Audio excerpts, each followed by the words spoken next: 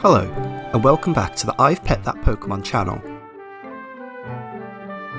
You're currently tuning in to episode 4 of my Pokemon Scarlet Surprise Trade Crochet Badge Quest, where I'm making a surprise trade before each Gym, Titan and Team Starbase, and then crocheting the Pokemon we receive.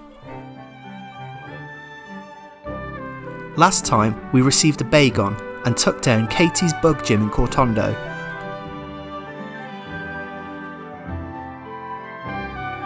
I ended the episode by grabbing this Smoliv to send off for trade. So goodbye Smoliv and welcome Azurill.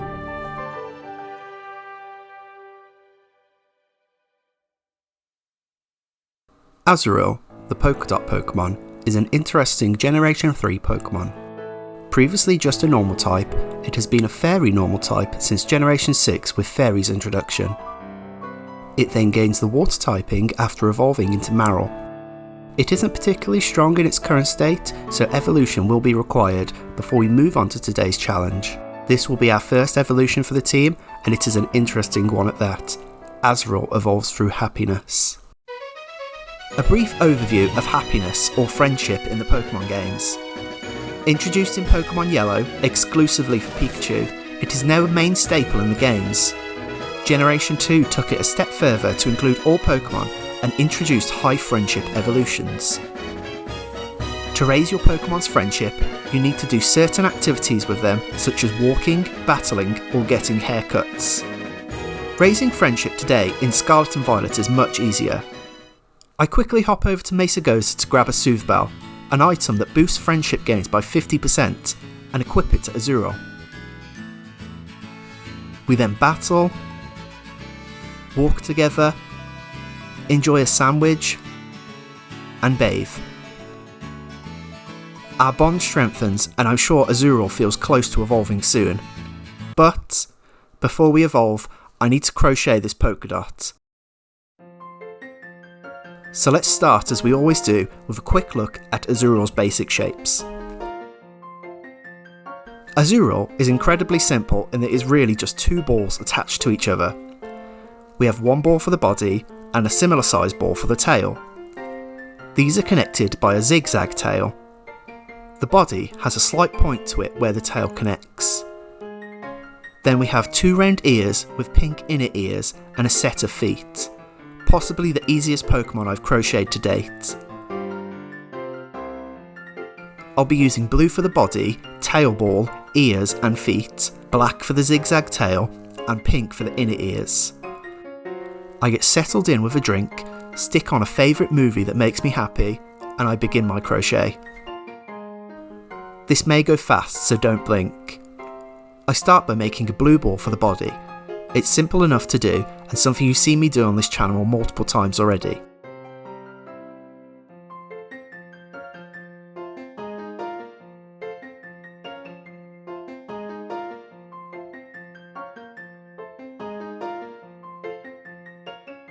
I make two of these, one for the body and one for the tail ball.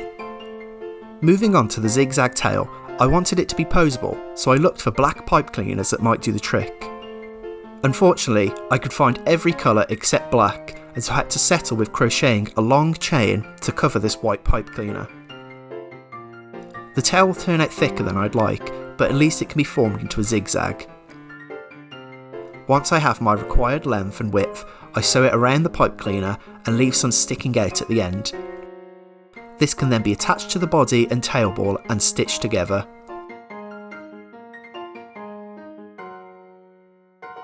As I've done in the past, I posted an obscure photo of this unfinished project to social media to see who could guess the Pokemon. I liked some of the answers, but no one got it. The clue in the last video was a tough one, so only those with an eagle eye would see it. In my excitement to finish Azurill, I forgot to add the small peak on the base of the body where the tail attaches.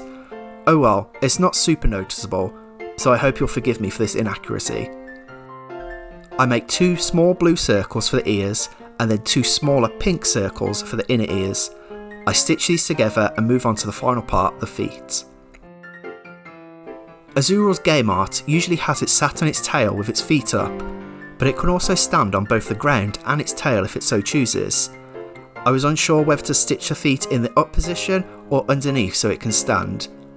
I eventually went underneath so it can be separate from its tail if need be. I had an idea to use magnets within the tail and body so that they could attach easily. Unfortunately, the magnets I bought were far too weak to work through the yarn, so I left them out. After adding the eyes and cheeks and felt, Azurill is fully finished and ready to evolve. This would normally be where we take on the challenge and end the video, but I ran this poll asking whether I should only crochet the Pokemon we receive or all of its line that we use.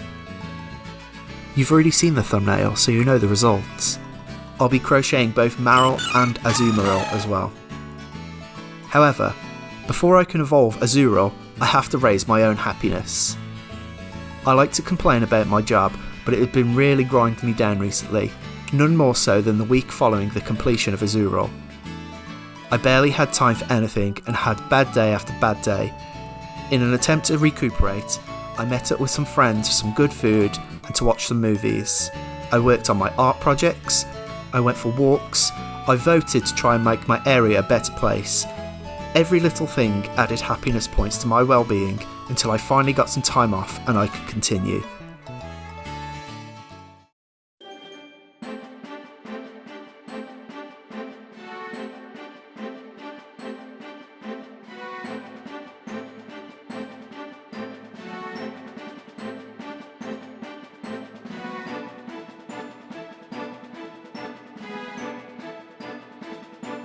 Azurill goes in for her final battle and comes out a very happy Marill. I'd like to interject to say that Marill is known for changing gender upon evolution due to the differing gender ratios between it and Azurill. That didn't happen in this case, but I still think it's so lovely that even though a bug in the game, a Pokemon can evolve through happiness and change gender. Being able to be happy in your own skin and become the person you are is a wonderful thing. It's now time to look at my options for what challenge to take on with our soon-to-be Azumarill. I haven't completed a Team Starbase yet and, with the Water Fairy typing, it seems like now would be a good time. We can take on the Fire-type team of Mela or the Dark-type Giacomo. I opt for Giacomo as he's at the lower level. Now it's training time. Giacomo's team are at level 20 and 21, and Marill evolves at level 18, but I have a different plan. If I hold off on evolving Marill, she will learn Aqua Tail at level 19 and Play Rough at 21, which she would learn at 21 and 25 respectively as Azumarill. With our huge power ability raising our attack stat, we will for sure crush Giacomo's Dark-type team with Play Rough. Cue the montage music as I make my way over to the Segin squad's base.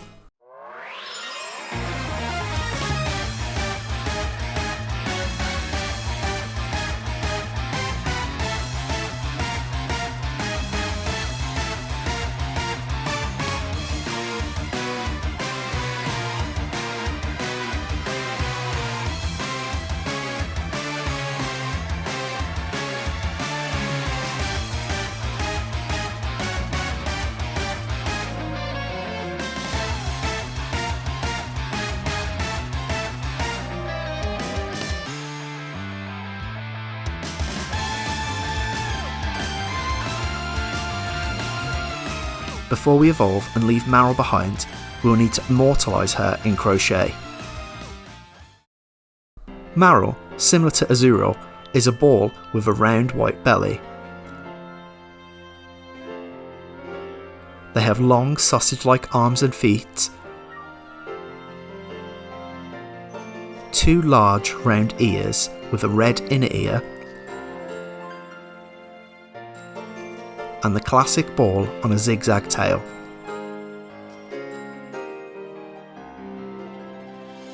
I'm using the same blue for the body, tail ball, ears, hands and feet, red for the inner ears, black for the zigzag tail and white for the belly. I begin with the body. This is just like crafting Azurill's body but on a bigger scale. None of the Pokemon I've crocheted so far have been to scale, but I at least wanted this evolution line to be in scale with each other.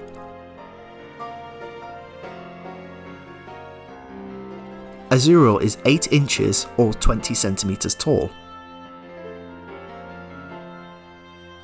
Marill is double that at 1 foot 4 inches or 40 centimeters tall. And Azumarill is double that at 2 foot 7 inches or 80 centimeters tall. At first, I thought Azurill's 8-inch height would include the tail it's commonly shown sitting on, and I posed the question to Tumblr. The vote was mostly split, but as I looked more into it, it seemed that Azurill's body itself is about half the height of Marill.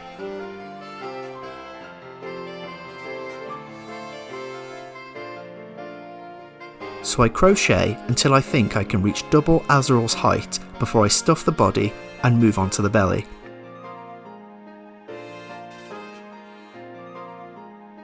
Which is simply just a white circle.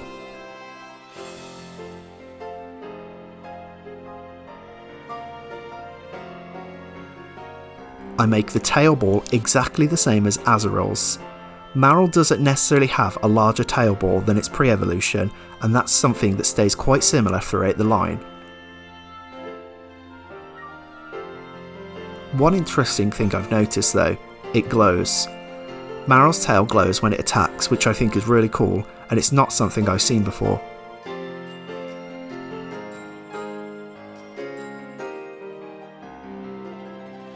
The zigzag tail remains the same process too.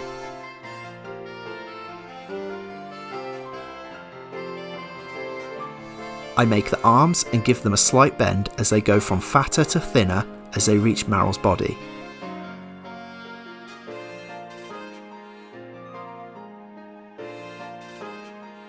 Moving on to the ears, I do them the same way I did Azurill's, but much larger.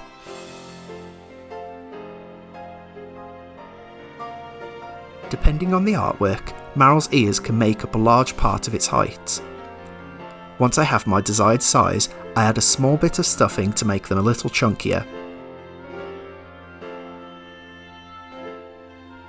I can then make a circle in red for the inner ear and get those stitched together.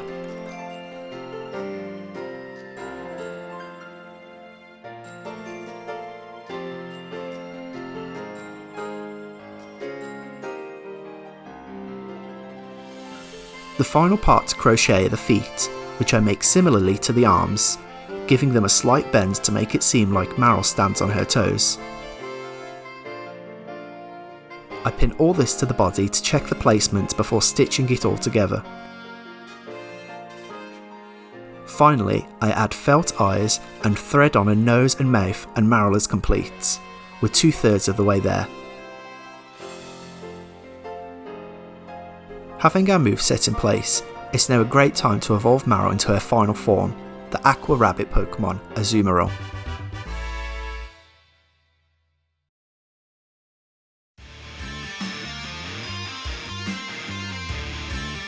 We finally made it to the walls of the Segin base before we're stopped by Cassiopeia with more information and introduced to Clive, a normal Naranja Academy student. After telling us about the upcoming challenge, we're free to bust down the gate and begin.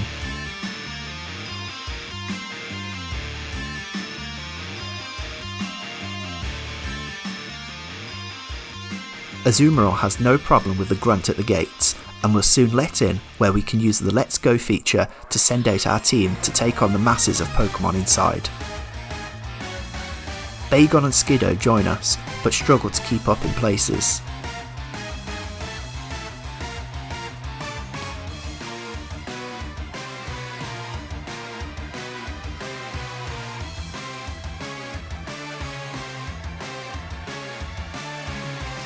Eventually we make it through and can face the boss of Segin base, but not before we crochet Azumarill.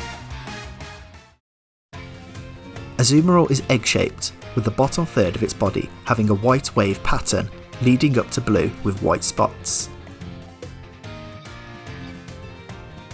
They have 2 long rabbit ears and similar arms and feet to Marill.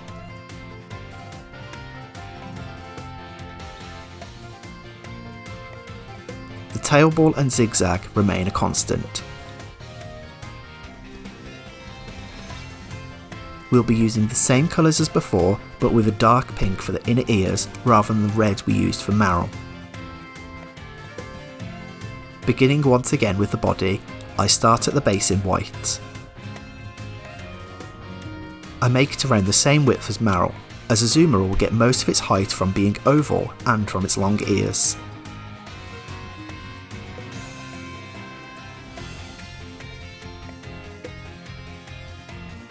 Once I feel I have about a third of the body crocheted, I work in the front loops only to make the wave pattern. For those that don't know, a crochet stitch is made up of the front loop and a back loop. I usually use these for changing direction, but this will allow me to attach the blue easier than making a separate body. Once I've worked the wave around, I can attach the blue yarn in the back loops and continue crocheting as I normally would.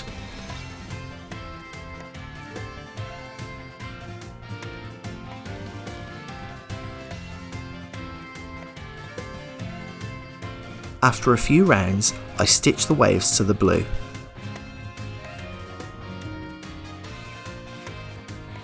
This ingenious idea comes from Loopy Catherine's website, where she makes an Azumarill. I tried adapting it to make it on a larger scale, but I didn't get it quite right. I made some slight mistakes with the body in not making it long enough, so I had to unravel some rounds and begin again.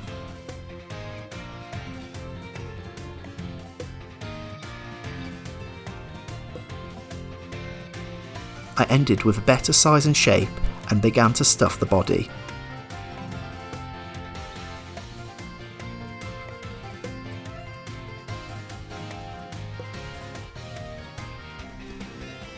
Side by side, the body is about the same size as Marill, so hopefully the feet and ears will cover the rest of the height. I do the arms next. Again, they're the same as Marill's but larger. I make 2 of these and move on to the ears.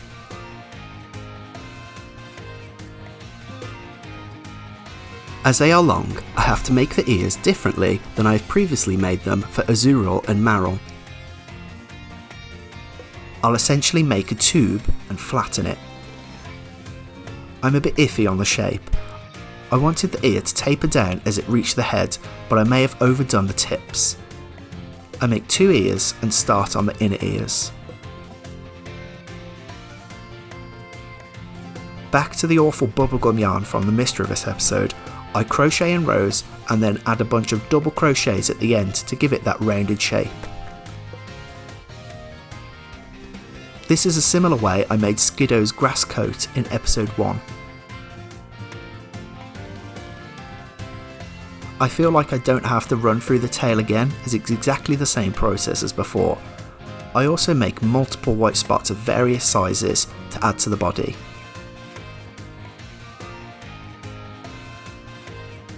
Finally, the feet. I make them similarly to Marill's, but longer, and I add more of a bend in them as Azumarill stands flatter on the floor. With some felt eyes and a stitched smile, Azumarill and the line are fully finished. All that's left now is to defeat Giacomo, leader of the Segin starbase. I had to look up the pronunciation of Segin, of which there are numerous, but I also found out that all the team starbases, Segin, Navi, Shida, Rushba and Kaf, are names of stars in the Cassiopeia constellation. Just a neat fact for you. Anyway, DJ Vice, music creator for Team Star, makes his entrance atop a huge rev of room.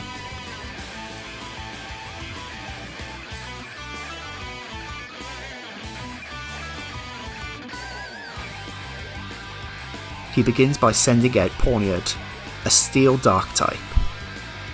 The steel typing means our fairy type Play Rough only hits for neutral damage, but our water typing means Metal Claw does the same to us. It's a standoff, but we take down the Pawniard easily.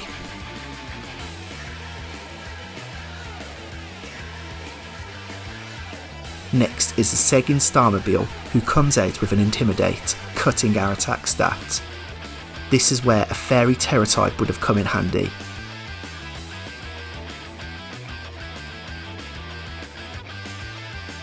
Luckily, with huge power, our attacks are doing okay damage still, and we get the Starmobile down to half health before we have to heal up ourselves.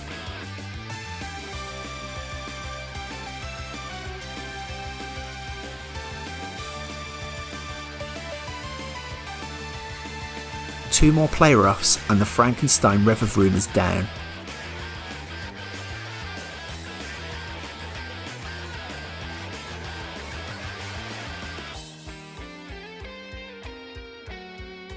Giacomo is defeated and we have our first Team Starbase under our belts.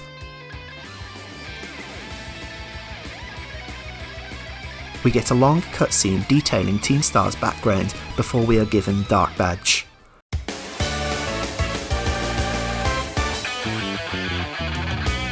Team Star's friendship got them through hard times, and they all helped each other to evolve, just like Azumarill. I hope you all have someone there for you to help you achieve greatness too. I'll end the episode by grabbing this normal for my next trade. Thank you so much for watching. I hope this video wasn't too long. Please let me know your thoughts in the comments. I appreciate all your interactions and I'll see you next time.